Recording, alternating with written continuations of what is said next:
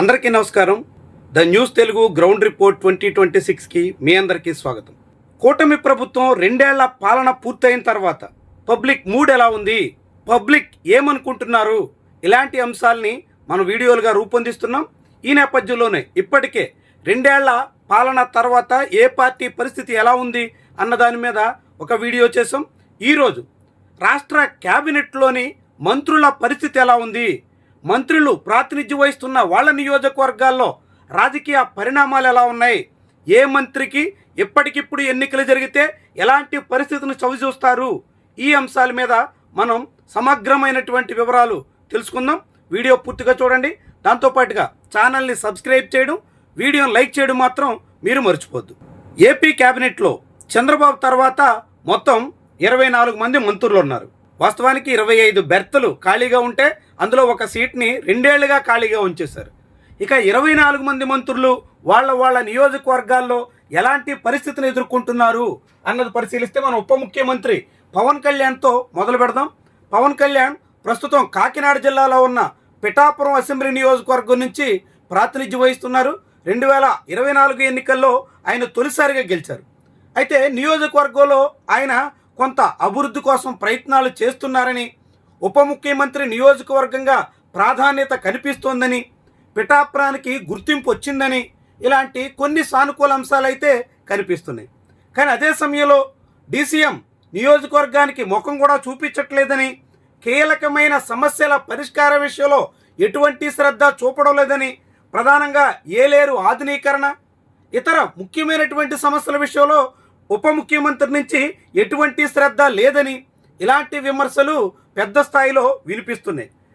రాజకీయంగా చూస్తే మిత్రపక్షంతో విభేదాలు పెరుగుతున్నాయి. సొంత పార్టీలో సఖ్యత ఏమాత్రం కనిపించట్లేదు. ఇలాంటి అనేక ఆటంకాలు కూడా పవన్ కళ్యాణ్కి ఉన్నాయి. కానీ ప్రస్తుతానికి రాజకీయంగా ప్రత్యర్థులు బలంగా లేకపోవడం పవన్ కళ్యాణ్కి ప్రధానంగా కలిసి వచ్చే అంశం. అక్కడ గతంలో పీఆర్పీ నుంచి గెలిచిన ఇప్పుడు వైఎస్ఆర్సీపీ ఇన్ఛార్జిగా ఉన్న మాజీ ఎంపీ వంగ గీత ఆశించిన స్థాయిలో ప్రభావితం చేయలేకపోతున్నారు. ఆమె మీద కొంత సానుభూతి ఉంది, డీసీఎం మీద కొంత వ్యతిరేకత ఉంది. కానీ రాజకీయంగా ఆమె మొత్తం నియోజకవర్గ ప్రజల్ని, ఓటర్లని పవన్ కళ్యాణ్ని ఓడించే సామర్థ్యం కలిగిన నేతగా గుర్తించే స్థాయిలో ప్రభావాన్ని చూపించలేకపోవడం పవన్ కళ్యాణ్కి బాగా కలిసి వస్తుంది. దాంతో ఆయన ప్రస్తుతం గ్రీన్ జోన్లో ఉన్నారు, సేఫ్ జోన్లో ఉన్నారని మనం చెప్పక తప్పదు. ఇక ఆ తర్వాత రాష్ట్ర ప్రభుత్వంలో ప్రస్తుతం డిఫాక్టో సీఎం అన్నట్టుగా ఈయన పేరు వినిపిస్తోంది. ప్రస్తుతం తెలుగుదేశం పార్టీ వర్కింగ్ ప్రెసిడెంట్గా ఆయన ఉన్నారు. మంగళగిరి అసెంబ్లీ నియోజకవర్గం నుంచి రికార్డు లెవెల్ మెజార్టీతో ఆయన 2024 ఎన్నికల్లో గెలిచి తొలిసారి ఆంధ్రప్రదేశ్ అసెంబ్లీలో అడుగుపెట్టారు. ఇప్పుడు ఆయన విద్యా, ఐటీ శాఖల మంత్రిగా బాధ్యతలు నిర్వహిస్తున్నారు. తన శాఖ వ్యవహారాల కన్నా ఇతర శాఖల విషయాల్లో ఆయన ఎప్పుడు బిజీగా ఉంటారు అనే పేరుంది. అయితే మంగళగిరిలో నారా లోకేష్ కూడా ప్రస్తుతానికి సేఫ్ జోన్లో ఉన్నారు. అమరావతిలో అంతో ఇంతో కదలిక కనిపిస్తూ ఉండడం, దాంతోపాటుగా నియోజకవర్గంలో చేనేత కార్మికులు సహా వివిధ వర్గాలకు సంబంధించినటువంటి విషయాల్లో చొరవగా ప్రయత్నం చేస్తూ ఉండడం, తెలుగుదేశం పార్టీ యావత్తు నారా లోకేష్ కనుసన్నల్లో ఉత్సాహంగా కదులుతూ ఉండడం, ఇవన్నీ ఆయనకి కలిసి వస్తున్నటువంటి అంశాలు. అదే సమయంలో నియోజకవర్గంలో వైఎస్ఆర్సీపీ బలమైన నేత లేకపోవడం, వచ్చే ఎన్నికల్లో ఎవరు పోటీ చేస్తారు అన్న దాని మీద స్పష్టత లేకపోవడం, నియోజకవర్గ ఇన్ఛార్జిగా ఉన్న వేమారెడ్డి పెద్దగా ప్రభావితం చేయగలిగే పరిస్థితుల్లో లేకపోవడం, దాంతోపాటుగా రాజధాని సంబంధించినటువంటి సమస్యలపై వైఎస్ఆర్సీపీ మీద ఇంకా ప్రజల్లో అనుమానాలు కొనసాగుతూ ఉండడం, ఇవన్నీ నారా లోకేష్కి సానుకూలంగా మారుతున్నాయి. దాంతో ఇప్పటికీ లోకేష్ సేఫ్ జోన్లోనే ఉన్నారని మనం చెప్పక తప్పదు. ఇక ఆ తర్వాత అచ్చెన్నాయుడు టెక్కలి అసెంబ్లీ నియోజకవర్గం నుంచి వరుసగా గెలుస్తూ వస్తున్న సీనియర్ నేత. ఈయనకి ఇప్పటికీ టెక్కల్లో పోల్నాటి వెలమ వెర్సెస్ కాళింగ అనే ఈక్వేషన్ బాగా కలిసి వస్తుంది. కాళింగల్లో సఖ్యత లేకపోవడం, పోల్నాటి వెలమ యావత్తు అచ్చెన్నాయుడికి అండగా ఉండడం, పార్టీలకు అతీతంగా సొంత కులస్తులంతా మద్దతు పలుకుతూ ఉండడం, ఇదంతా బాగా కలిసి వస్తుంది. వచ్చే ఎన్నికల్లో కూడా కాళింగల్లో సఖ్యత రాకపోతే అచ్చెన్నాయుడికి తిరిగే ఉండదన్న అభిప్రాయం ఉంది. అక్కడ వైఎస్ఆర్సీపీలో ఎమ్మెల్సీగా ఉన్న దువ్వాడ శ్రీనివాస్కి ఇన్ఛార్జిగా ఉన్న పేరాడ తిలక్కి ఏమాత్రం పొసగడం లేదు. వీళ్ళిద్దరూ కాకుండా మధ్యలో కేంద్ర మాజీ మంత్రి కిల్లి కృపారాణిని తీసుకొచ్చి ఆమెకు టెక్కలి బాధ్యత అప్పగించొచ్చు అనే ప్రచారం అయితే ఉంది. అదే జరిగితే వైఎస్ఆర్సీపీలో మరొక చీలికైతే తప్పదనే అభిప్రాయం ఉంది. మొత్తంగా వైఎస్ఆర్సీపీలో అనైక్యత అచ్చెన్నాయుడికి బాగా కలిసి వస్తుందని చెప్పొచ్చు. నియోజకవర్గంలో కొంత వ్యతిరేకత ఉన్నప్పటికీ అభివృద్ధి విషయం, పథకాల విషయంలో పబ్లిక్లో భిన్నమైన అభిప్రాయాలు ఉన్నప్పటికీ వైఎస్ఆర్సీపీలో ఉన్న అనైక్యత ఈయనకి చాలా పెద్ద అడ్వాంటేజ్ అవుతుంది. తద్వారా ఇప్పటికీ అచ్చెన్నాయుడు సేఫ్ జోన్లోనే ఉన్నారు. ఆ తర్వాత మచిలీపట్నం నుంచి ప్రాతినిధ్యం వహిస్తున్న కీలక శాఖల మంత్రిగా ఉన్న కొల్లు రవీంద్ర ప్రస్తుతం ఆరెంజ్ జోన్లో ఉన్నారు. ఈయనకేమీ అంత సానుకూలత అయితే కనిపించట్లేదు. అదే సమయంలో వ్యతిరేకత అయితే వేగంగా పెరుగుతోంది. ప్రస్తుతం మైన్స్, ఎక్సైజ్ వంటి డిపార్ట్మెంట్లకు మంత్రిగా ఉన్న కొల్లు రవీంద్రకు సొంత గూట్లోనే జనసేన పార్టీతో చిక్కులు చాలా పెద్ద స్థాయిలో దుమారం రేపేలా కనిపిస్తున్నాయి. మచిలీపట్నంలో ఒక జనసేన కార్యకర్త ఇల్లు కూల్చేసినటువంటి ఘటన రాష్ట్ర వ్యాప్తంగా సంచలనం రేపడమే కాకుండా కొల్లు రవీంద్ర మీద కాపుల్లో వ్యతిరేకతకి కారణమయ్యింది. వచ్చే ఎన్నికల్లో కాపు వర్సెస్ మత్స్యకార అనే ఈక్వేషన్ బలపడితే అది కొల్లు రవీంద్రకి చాలా పెద్ద స్థాయిలో డ్యామేజ్ చేసే విషయం అవుతుంది. జనసేన పార్టీలోనే చాలా మంది కొల్లు రవీంద్ర తీరుతో అసంతృప్తిగా ఉండడం ఆయనకి పెద్ద తలనొప్పిని తీసుకొస్తోంది. తెలుగుదేశం పార్టీ శ్రేణుల్లో కూడా మొన్నటి ఎన్నికల్లో మద్దతుగా నిలబడిన వర్గాల్లో కూడా బందరు పోర్టు వేగంగా కదలకపోవడం, ఇతర ప్రధానమైనటువంటి సమస్యలు పేరుకుపోతుండడంతో వ్యతిరేకత అయితే మొదలైంది. ఇప్పుడు ఈయన కేవలం ఆరెంజ్ జోన్లో మాత్రమే ఉన్నారు. ఈ వ్యతిరేకత మరింత బలపడితే మాత్రం రెడ్ జోన్లోకి చేరిపోయే ప్రమాదం అయితే ఉంటుంది. ఇక జనసేన పార్టీ కీలక నేత, సివిల్ సప్లై శాఖ మంత్రిగా ఉన్న నాదెండ్ల మనోహర్కి సొంత గూట్లో అంత సేఫ్ అయితే కనిపించట్లేదు. తెనాలి అసెంబ్లీ నియోజకవర్గం నుంచి ఈయన ఇప్పుడు మూడోసారి ప్రాతినిధ్యం వహిస్తున్నారు. కానీ తొలిసారిగా మంత్రి అయినప్పటికీ పట్టణ అభివృద్ధి విషయంలో ఆయన చొరవ పెద్దగా ఫలించలేదు అనే అభిప్రాయం ఉంది. ఇటీవల కొంత నియోజకవర్గానికి సమయం కేటాయిస్తున్నప్పటికీ గడిచిన 2 ఏళ్లుగా ఎక్కువ సమయం హైదరాబాద్లో కానీ అమరావతికి కానీ పరిమితం అవుతారు అన్నది నియోజకవర్గ వాసుల మాట. మంగళగిరి, తెనాలి రోడ్డు వంటివి కొన్ని బాగుపడిన కీలకమైనటువంటి సమస్యల విషయంలో మంత్రి పెద్దగా శ్రద్ధ పెట్టలేదు, ఎన్నికల నాటి హామీలను అమలుపరచలేకపోయారు అనే మాట అయితే ఉంది. దీనికి తోడు తెలుగుదేశం పార్టీతో తగాదా ముదురుతోంది. ఆధిపత్య పోరైతే ప్రస్ఫుటంగా కనిపిస్తోంది. ఇది కూడా వచ్చే ఎన్నికల నాటికి మనోహర్కి కొంప కొల్లేరు చేసే వ్యవహారంగా కూడా మారొచ్చనే అభిప్రాయం ఉంది. ప్రస్తుతానికైతే ఆయన ఆరెంజ్ జోన్లో కనిపిస్తున్నారు. ప్రజల్లో వ్యతిరేకత పెరిగితే మాత్రం అది తీవ్రమైనటువంటి ముప్పుగా మారేందుకైతే ఆస్కారం కనిపిస్తుంది. ఈ పరిస్థితిని ఆయన కూడా కొంత గ్రహించినట్టుగా భావిస్తున్నారు. ఇటీవల కొంత తెనాలికి సమయాన్ని ఇచ్చి తెనాలి పట్టణంలో సమస్యల పరిష్కారం కోసం ఆయనే క్షేత్రస్థాయిలో పర్యటనలు చేసి వ్యతిరేకత చల్లబరుచుకోవాలన్న సంకల్పానికైతే వచ్చినట్టు కనిపిస్తోంది. ఇక నెల్లూరు సిటీ నుంచి ప్రాతినిధ్యం వహిస్తున్న పొంగూరు నారాయణ రాష్ట్రంలో మున్సిపల్ పట్టణాభివృద్ధి శాఖల మంత్రిగా గతంలో 5 ఏళ్లు పనిచేశారు. ఇప్పుడు మళ్ళీ 2 ఏళ్లుగా అదే శాఖ మంత్రిగా బాధ్యతల్లో ఉన్నారు. కానీ నెల్లూరు నగరంలో మాత్రం ఆయనకు అనేక తలపోట్లు తప్పట్లేదు. సొంత పార్టీ, మిత్రపక్ష పార్టీ అనే తేడా లేకుండా అన్ని వైపుల నుంచి ఆయన మీద సెగైతే రాజుకుంటోంది. ఇక వైఎస్ఆర్సీపీ దూకుడు పెంచుతోంది. అయితే వైఎస్ఆర్సీపీ అక్కడ వచ్చే ఎన్నికల్లో ఎవరిని బరిలో దింపుతుంది అన్నది స్పష్టత లేకపోవడమే ఇప్పటికీ నారాయణకి కలిసి వచ్చే అంశం. ప్రస్తుతానికైతే ఆయన ఆరెంజ్ జోన్లో కనిపిస్తున్నారు. కానీ నియోజకవర్గం మీద, నెల్లూరు నగరం మీద శ్రద్ధ పెట్టకపోతే అక్కడ తెలుగుదేశం పార్టీలోనే పెరుగుతున్న అసంతృప్తులు చల్లార్చుకోలేకపోతే మొత్తంగా 2019 నాటి ఫలితాలు పునరావృతమయ్యే ప్రమాదం ఉండొచ్చు అనే వాదన అయితే వినిపిస్తోంది. ఇక హోంమంత్రి వంగలపూడి అనిత, ఆమె ఎక్కువగా జగన్ మీద బాణాలు ఎక్కుపెట్టడానికే పరిమితం అవుతారు అనే వాదన అయితే బలంగా ఉంది. సొంత నియోజకవర్గంలో ఆమె మీద అనేక రకాలుగా నిరసనలు అయితే వెల్లువెత్తాయి.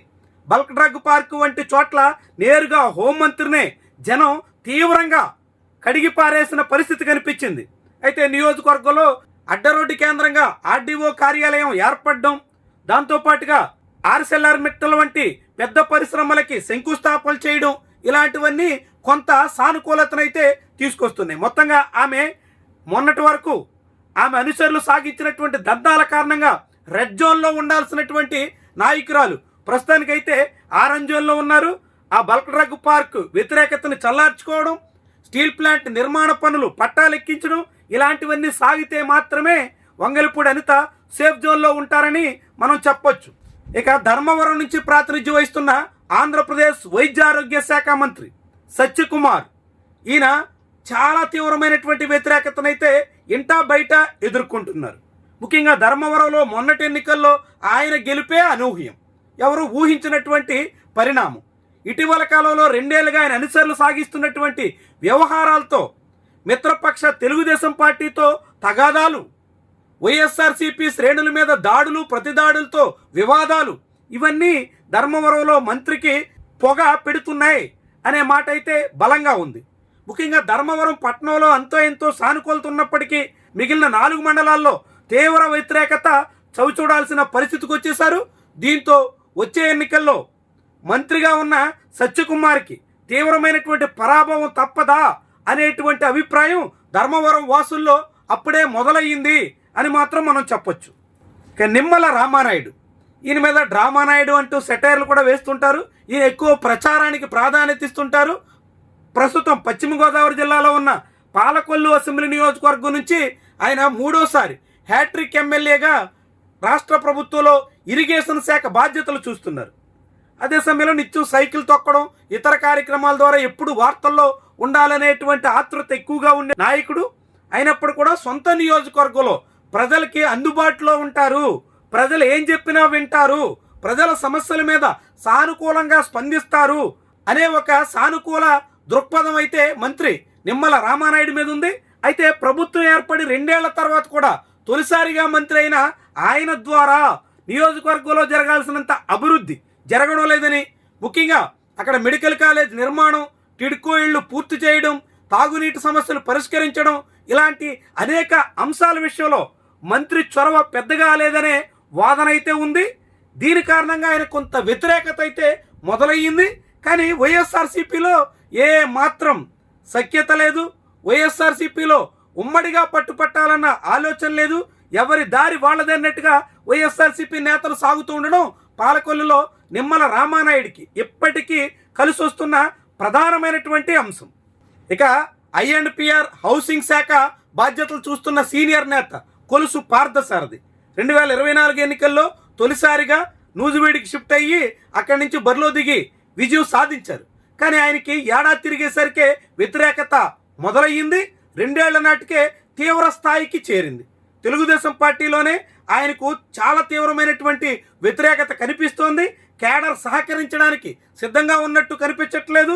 నియోజకవర్గంలో బయట నుంచి అంటే పెనమలూరు, ఉయ్యూరు ప్రాంతం నుంచి వచ్చినటువంటి వాళ్ళ పెత్తనం పెరిగింది అనే అభిప్రాయం బలంగా ఉంది.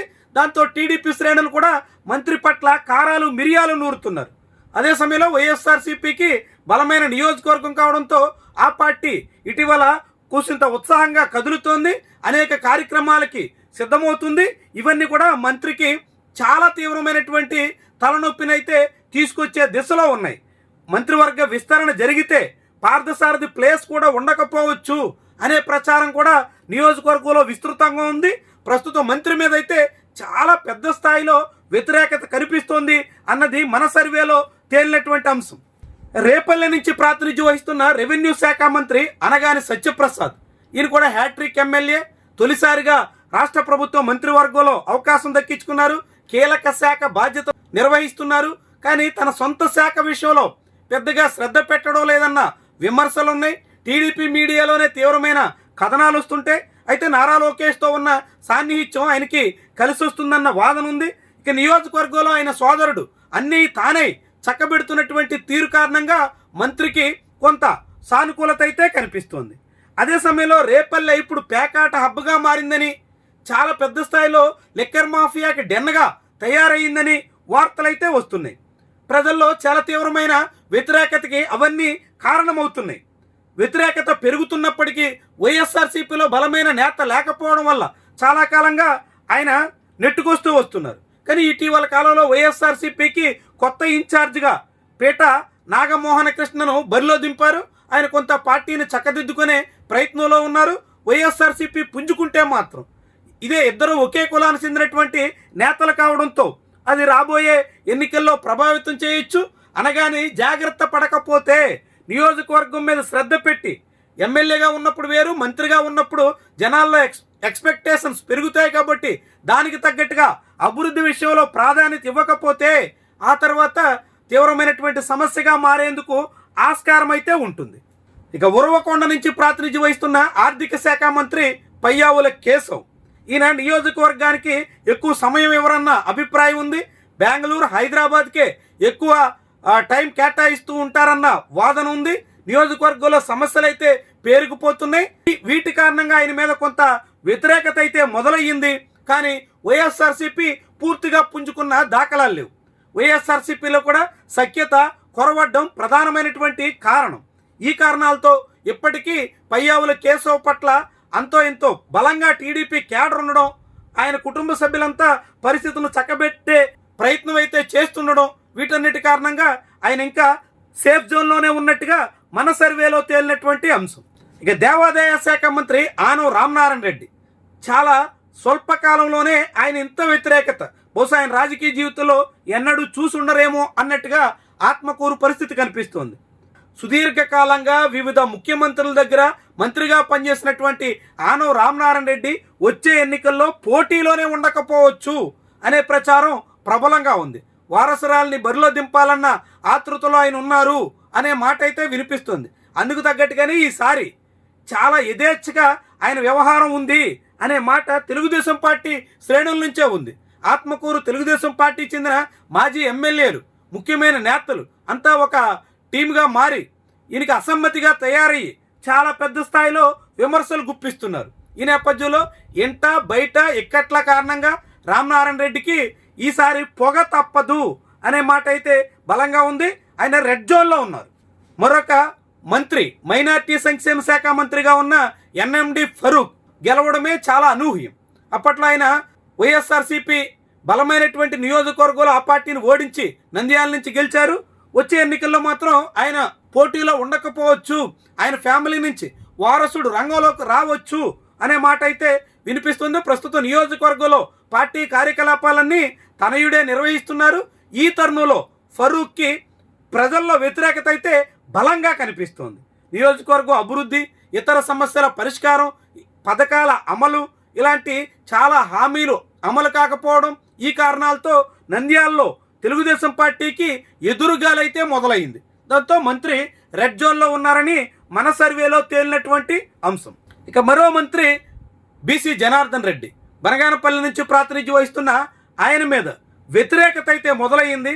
నియోజకవర్గంలో మంత్రి అనుచరులు మైనింగ్ మాఫియా యథేచ్ఛగా నడిపిస్తున్నటువంటి తరుణంలో ప్రజల్లో చాలా అసంతృప్తి అయితే ఉంది, అసహనం అయితే పెరుగుతోంది. కానీ దాన్ని వైఎస్ఆర్సీపీ పూర్తిగా వినియోగించుకోలేకపోతుంది అనే మాట అయితే ఉంది. విపక్షం పూర్తిగా కోలుకోకపోవడంతో ప్రస్తుతానికి ఆరెంజ్ జోన్లో కనిపిస్తున్నారు. ఈ వ్యతిరేకత పెరిగితే మాత్రం బీసీ జనార్దన్ రెడ్డి కొంప మునిగిపోవడం ఖాయం అనే మాట అయితే వినిపిస్తోంది. మంత్రి జాగ్రత్త పడతారా? ఆర్ఎండ్బి శాఖలో కీలకమైనటువంటి వ్యవహారాలు చూస్తూ సొంత నియోజకవర్గాన్ని పూర్తిగా అశ్రద్ధ చేసి పీకల మీదకు తెచ్చుకుంటారా? ఇది జనార్దన్ రెడ్డి చేతుల్లోనే ఉంటుంది. ఇక గిరిజన స్త్రీ శిశు సంక్షేమ శాఖ బాధ్యతలు చూస్తున్న గుమ్మడి సంజారాణి ప్రస్తుతం పార్వతీపురం మన్యం జిల్లాలో ఉన్న సాలూరు అసెంబ్లీ నియోజకవర్గం నుంచి ప్రాతినిధ్యం వహిస్తున్నారు. ఆమె మీద చాలా తీవ్రమైనటువంటి ఆరోపణలు ఉన్నాయి. ఆమె బిడ్డ మీదే ఏకంగా ఒక ఉద్యోగిని లైంగికంగా వేధించారు అంటూ ఆరోపణలు వచ్చాయి. అలా ఫిర్యాదు చేసిన బాధితురాల్ని తీవ్రంగా వేధించినటువంటి వైనం పెద్ద సంచలనంగా మారింది. ఇక మరొక సాలూరుకు చెందిన మాజీ ఎమ్మెల్యే బంజిదేవ్తో విభేదాలు తారస్థాయికి చేరాయి. సాలూరులో మంత్రికి వ్యతిరేకంగా 6 నెలలు తిరిగేసరికే వ్యతిరేకత పెరిగింది. ఇప్పుడు మరింత రాజుకుంది. మంత్రికి ఎప్పుడు ఎన్నికలు జరిగినా తెలుగుదేశం పార్టీ శ్రేణులే వ్యతిరేకంగా పనిచేస్తారు అనే మాట అయితే బలంగా వినిపిస్తుంది. అదే సమయంలో వైఎస్ఆర్సీపీ కూడా క్రియాశీలకంగా పనిచేస్తుంది. అది మంత్రికి రెడ్ జోన్లో ఉండడానికి. ఇప్పటికిప్పుడు ఎన్నికలు జరిగితే సంజారాణికి చిక్కులు తప్పవు అనే మాటకి ఈ పరిణామాలన్నీ ఆస్కారం ఇస్తున్నాయి. తొలిసారి అసెంబ్లీకి గెలిచినప్పటికీ అందుకు తగ్గట్టుగా ప్రజల్లో మంత్రిగా అభివృద్ధి చేసే బదులు సొంత వ్యవహారాలు చక్కదిద్దుకోవడంలో ఆమె శ్రమిస్తున్నారు. కొడుక్కి సాలూరు బాధ్యతలు అప్పగించడం వల్ల ఆయన సాగించినటువంటి వ్యవహారాలు మంత్రికి గుదిబండగా మారేందుకు ఆస్కారం ఉంది అనే వాదన అయితే సాలూరులో బలంగా వినిపిస్తోంది. ఇక మరో మంత్రి టూరిజం శాఖ, సినిమాటోగ్రఫీ వంటి కీలక శాఖలు నిర్వహిస్తున్న కందుల దుర్గేష్ జనసేన పార్టీలో 3వ మంత్రిగా ఈయన బాధ్యతలు నిర్వహిస్తున్నారు. ఈయన సొంత నియోజకవర్గం నుంచి ట్రాన్స్ఫర్ అయి తూర్పుగోదావరి జిల్లాకే చెందిన నిడదవోలు అసెంబ్లీ నియోజకవర్గం నుంచి బరిలో దిగారు. 2024 ఎన్నికల్లో తొలిసారిగా అసెంబ్లీకి ఎన్నికయ్యారు. మొదటిసారి కేబినెట్ మంత్రి అయ్యారు. మంత్రిగా సీఎం దగ్గర మంచి మార్కులు అయితే సాధిస్తున్నారు. కానీ నియోజకవర్గంలో మాత్రం తీవ్రమైన ఇంటి పోరు బలపడిపోతోంది. తెలుగుదేశం పార్టీతో సఖ్యత పూర్తిగా కొరవడింది. అక్కడ మాజీ ఎమ్మెల్యే బూరుగుపల్లి శేషారావు వర్గం మంత్రివర్గం అన్నట్టుగా పూర్తి స్థాయిలో చీలిక స్పష్టంగా ఉంది. వచ్చే ఎన్నికల్లో కూటమిగా సాగినప్పటికీ కలిసి పనిచేస్తారన్న వాతావరణం ఏ కోసానా లేదు. దాంతో మంత్రి కందుల దుర్గేష్కి మళ్లీ నిడదవోలు నుంచి బరిలో దిగితే మాత్రం చాలా పెద్ద స్థాయిలో వ్యతిరేకత, చాలా తీవ్రమైనటువంటి అసంతృప్తుల మూలంగా ఇబ్బందులు తప్పవు అనే మాట అయితే వినిపిస్తుంది. దాంతో ఆయన రెడ్ జోన్లో ఉన్నారని చెప్పక తప్పదు. ఇక అద్దంకి నుంచి వరుసగా వివిధ పార్టీల తరపున గెలుస్తూ వస్తున్న గొట్టిపాటి రవికి వచ్చే ఎన్నికల్లో కొంత ఎదురుగాలైతే తప్పదు అనే మాట అయితే వినిపిస్తోంది. ముఖ్యంగా అద్దంకి నియోజకవర్గం పరిధిలో అత్యధికంగా సాగు చేసే పొగాకు రైతుల సమస్యలు కానీ ఇతర రైతాంగానికి సంబంధించినటువంటి అంశాల మీద మంత్రి శ్రద్ధ పెట్టలేదు. పొగాకు కొనుగోలు జరగకపోవడంతో తీవ్రంగా నష్టపోయినటువంటి వాళ్ళంతా అసంతృప్తితో ఉన్నారు. రైతాంగంలో రాజుకున్నటువంటి వ్యతిరేకత మంత్రికి ఈసారి సెగ తగలడం ఖాయం అనే మాటకైతే ఆస్కారం ఇస్తుంది. కానీ వైఎస్ఆర్సీపీలో సఖ్యత లేకపోవడం, ఇప్పుడు కొత్తగా ఇన్ఛార్జిగా వచ్చినటువంటి నాయకుడు పూర్తిగా పట్టు సాధించలేకపోవడం, ఇలాంటి కారణాలన్నీ గొట్టిపాటి బుజ్జికి అంతో ఎంతో కలిసి రావచ్చు అనే మాట అయితే ప్రస్తుతానికి ఉంది. కానీ ఈ వ్యతిరేకత చల్లార్చుకోలేకపోతే వచ్చే ఎన్నికల నాటికి తొలిసారిగా మంత్రి అయినటువంటి ఈ నాయకుడు చాలా తీవ్రమైనటువంటి పరిణామాలు ఎదుర్కోక తప్పని పరిస్థితి రావచ్చు అనే అభిప్రాయం అయితే అద్దంకి వాసుల్లో బలంగా ఉంది. అద్దంకిని ప్రకాశం జిల్లాలో తిరిగి చేర్చడం ఒకటే ఏకైక అడ్వాంటేజ్గా ఉండగా ఇతర సమస్యలన్నీ గొట్టిపాటి బుజ్జిని తీవ్రంగా సతమతం చేసే పరిస్థితికి అయితే చేరుతున్నాయి. ఇక ప్రకాశం జిల్లాకే చెందిన మరో మంత్రి డోలా బాల వీరాంజనేయ స్వామి ఎస్సీ వెల్ఫేర్, గ్రామ, వార్డు, సచివాలయాలకు సంబంధించినటువంటి బాధ్యతలు ఆయన చూస్తున్నారు. సొంత నియోజకవర్గంలో తెలుగుదేశం పార్టీలోని మరొక వర్గంతో దామచర్ల సత్యతో విభేదాలు ఉన్నప్పటికీ బలమైన తెలుగుదేశం పార్టీ కేడర్ ఉండడం మంత్రికి కలిసి వచ్చేటువంటి విషయం. అయితే సత్యతో విభేదాలు పెంచుకుంటే వచ్చే ఎన్నికల నాటికి స్వామికి టికెట్ దక్కేనా అనే అనుమానం కూడా కొంతమందిలో ఉంది. అయినప్పుడు కూడా టీడీపీ అధిష్టానంతో ఉన్నటువంటి సన్నిహిత సంబంధాలు, హ్యాట్రిక్ ఎమ్మెల్యేగా గుర్తింపు, తన బాధ్యతలు నిర్వహించడంలో క్రియాశీలకంగా సాగడం, ఇలాంటివన్నీ కలిసి వచ్చే అవకాశం అయితే ఉంది. అదే సమయంలో వైఎస్ఆర్సీపీ కూడా కొండెపి అసెంబ్లీ నియోజకవర్గంలో పెద్దగా శ్రద్ధ పెట్టి పూర్తి స్థాయిలో పగడబందీగా వ్యవహరించి అధికార తెలుగుదేశం పార్టీని అడ్డుకోనాలనేటువంటి ఆలోచన అయితే ఉన్నట్టుగా కనిపించట్లేదు. దాంతో విపక్ష బలహీనతలు కొండపిలో తెలుగుదేశం పార్టీకి అడ్వాంటేజ్గా మారుతున్నాయి. దాంతో స్వామి ఇప్పటికీ సేఫ్ జోన్లో ఉన్నారు. ఇక రాష్ట్రంలోనే అత్యధిక వ్యతిరేకత ఎదుర్కొంటున్నటువంటి నియోజకవర్గాల్లో మంత్రి మండిపల్లి రాంప్రసాద్ రెడ్డి రాయచోట్ నుంచి ప్రాతినిధ్యం వహిస్తున్నారు. రాయచోట్లో 2024లో ఆయన గెలిపే అనూహ్యం అనుకుంటే గెలిచిన వెంటనే ఆయనకి మంత్రివర్గంలో అవకాశం దక్కింది. కానీ రాయచోట్ నుంచి జిల్లా కేంద్రాన్ని మార్చేయడం, అన్నమయ్య జిల్లా కేంద్రంగా మదనపల్లి మార్చిన తర్వాత రాయచోటికి ప్రాధాన్యత తగ్గించేశారనేటువంటి పేరు, ఇతర అనేక వ్యవహారాలు కలిసి మంత్రి తీరు మీద తీవ్ర వ్యతిరేకతకు కారణంగా మారుతున్నాయి. ఇప్పటికే మంత్రి దాదాపుగా నియోజకవర్గంలో పూర్తిగా మళ్ళీ పట్టు సాధించగల పరిస్థితి లేదు అనే మాట అయితే వినిపిస్తుంది. వైఎస్ఆర్సీపీ కూడా క్రియాశీలకంగా కదులుతుంది. ఆ పార్టీ తరపున సీనియర్ నేత శ్రీకాంత్ రెడ్డి చాలా చొరవగా మొత్తం పరిస్థితిని చక్కదిద్దుకునే ప్రయత్నాలు అయితే ఉన్నారు. 2024 నాటి గుణపాఠాల నుంచి జాగ్రత్తలు పడడానికి తగ్గట్టుగా వ్యూహాలు రచిస్తున్నారు. దాంతో ఎప్పటికిప్పుడు ఎన్నికలు జరిగితే రాంప్రసాద్ రెడ్డి వాటమి ఖాయం అనే మాట రాయచోట్లో బలంగా వినిపిస్తోంది. దాంతో ఈ మంత్రి రెడ్ జోన్లో ఉన్నారు. మరొక మంత్రి కొండపల్లి శ్రీనివాస్ తొలిసారిగా అసెంబ్లీకి ఎన్నికైతే గెలిచిన వెంటనే ఈ గజపతి నగరం నుంచి ప్రాతినిధ్యం వహిస్తున్న తూర్పు కాపు కోటాలో ఎమ్మెల్యేకి మంత్రిగా అవకాశం వచ్చింది. కానీ మంత్రిగా తన సొంత శాఖల విషయంలో, అదేవిధంగా స్థానికంగా ఎమ్మెల్యేగా నియోజకవర్గ విషయంలో ఆయన పాస్ మార్కులు కూడా సాధించలేకపోతున్నారు. గజపతి నగరం వాసుల్లో ముఖ్యంగా తెలుగుదేశం పార్టీ శ్రేణుల్లోనే మంత్రి పట్ల కొతకొతలాడుతున్నారు. ఆయన వ్యతిరేక వర్గం, సమీప బంధువు కేఏ నాయుడు లాంటి వాళ్ళు కారాలు మిరియాలు నూరుతున్నారు. బహిరంగంగానే మంత్రి తీరుని తప్పుపడుతున్నారు. దాంతో సొంత గూట్లోనే విభేదాలు, మంత్రి కొంప ముంచేయడం ఖాయం అనే మాట అయితే వినిపిస్తోంది. వైఎస్ఆర్సీపీ కూడా యాక్టివ్ అయ్యింది. తిరిగి క్రియాశీలకంగా కార్యక్రమాలు నిర్వహించే పరిస్థితి అయితే వచ్చింది. ఇదంతా వచ్చే ఎన్నికల్లో మంత్రికి తీవ్రమైనటువంటి చిక్కులు తప్పవు అనే అభిప్రాయానికి ఆస్కారం ఇస్తున్నాయి. గజపతి నగరం వాసులు మంత్రి తీరుతో తీవ్రమైనటువంటి అసంతృప్తిని అయితే వ్యక్తం చేస్తున్నారు. దాంతో మంత్రి ఇప్పుడు రెడ్ జోన్లో ఉన్నారని చెప్పొచ్చు.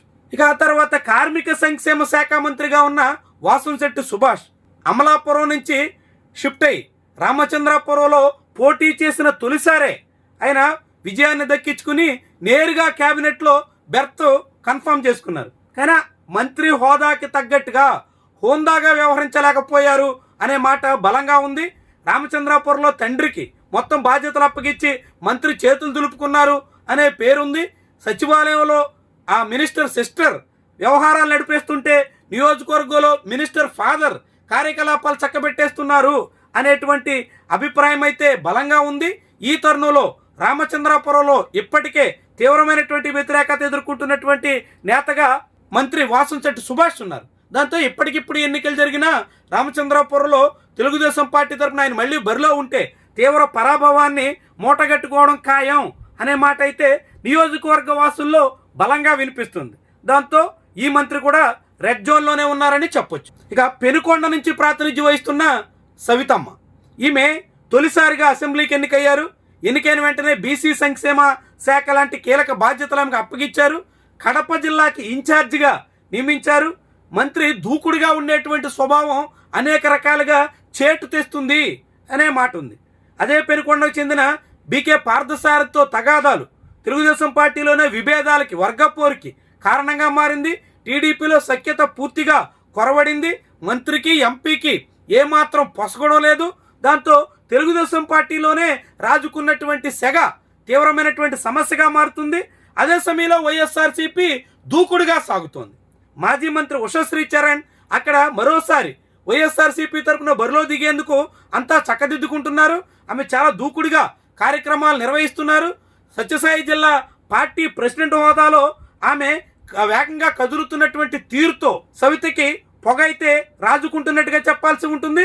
పార్టీలోనూ బయట పెరుగుతున్నటువంటి వ్యతిరేకత కారణంగా ఆమె అనుచరులు సాగిస్తున్నటువంటి దందాల మూలంగా రెడ్ జోన్లో పెనుకొండ ఎమ్మెల్యే ప్రస్తుత మంత్రి సవిత ఉన్నారు అనేటువంటి అభిప్రాయం అయితే నియోజకవర్గ వాసుల్లో ఉంది. ఇక టీజీ భరత్ కర్నూలు నుంచి ప్రాతినిధ్యం వహిస్తున్న ఈ పరిశ్రమల శాఖ మంత్రి సొంత నియోజకవర్గంలో వ్యతిరేకతనైతే కొని తెచ్చుకుంటున్నారు. లేని వివాదాలని సృష్టించుకుని కొంత అహంకారంతో సాగుతూ అనేక సమస్యలు తెచ్చుకుంటున్నారు అనే మాట అయితే బలంగా ఉంది. కానీ నియోజకవర్గంలో తెలుగుదేశం పార్టీ అంతా సమిష్టిగా సాగడం, ఇతర కుల మత పోలరైజేషన్ వ్యవహారాలు ఇలాంటివన్నీ టీజీ భరత్కి అంతో ఎంతో సానుకూలంగా కనిపిస్తున్నాయి. కానీ ప్రభుత్వం మీద పెరుగుతున్న వ్యతిరేకత, కర్నూలుని అభివృద్ధి చేస్తామని ఇచ్చినటువంటి హామీలు అమలు కాకపోవడం, వార్వకల్లు చుట్టూ అభివృద్ధి చేస్తామని చెప్పినటువంటి విషయాల్లో పెద్దగా పురోగతి కనిపించకపోవడం, ఇవన్నీ మంత్రికి వ్యతిరేకతనైతే పెంచుతున్నాయి. దానికి తగ్గట్టుగా జాగ్రత్తలు పడకపోతే రాబోయే రోజుల్లో ఈ మంత్రి ఆరెంజ్ జోన్ నుంచి రెడ్ జోన్లోకి జారిపోవడం ఖాయం అనే మాట అయితే బలంగా వినిపిస్తుంది. ఇవి మొత్తంగా మంత్రుల పెర్ఫార్మెన్స్, ఆయా నియోజకవర్గాల్లో వాళ్ళు ఎదుర్కొంటున్నటువంటి పరిస్థితులు. మొత్తంగా చూస్తే 24 మంది మంత్రులకు గాను 10 మంది మంత్రులు ఇప్పటికే వాటమి అంచుల్లో ఉన్నారు. ప్రజల నుంచి తీవ్ర వ్యతిరేకతను ఎదుర్కొంటున్నారు, రెడ్ జోన్లో ఉన్నారు అనే మాట అయితే బలంగా మన సర్వేలో స్పష్టమైనటువంటి విషయం. మరొక 60 మంది మంత్రులు ఆరెంజ్ జోన్లో రెడ్ జోన్కి చేరువలో ఉన్నారు అనేటువంటి అభిప్రాయం.